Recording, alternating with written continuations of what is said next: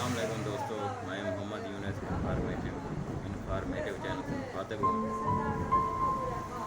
Interview سوالات و جوابات کے اندر رموز اوقاف کی علامات کے متعلق اکثر پوچھا جاتا ہے۔ یہ علامات مختلف ہیں۔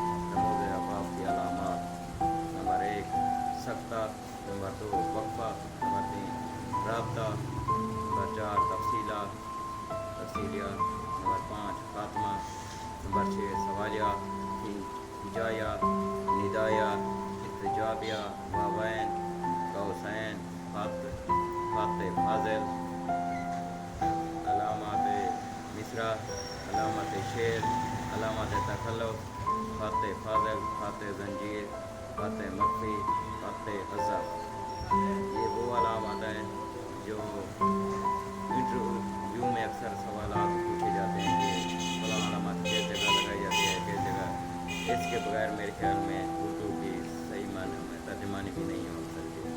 لفظ کی پہچان نہیں ہوتی، جملہ کون سا ہے، یعنی کیا ہو رہا ہے، کیا پتہ نہیں چلے گا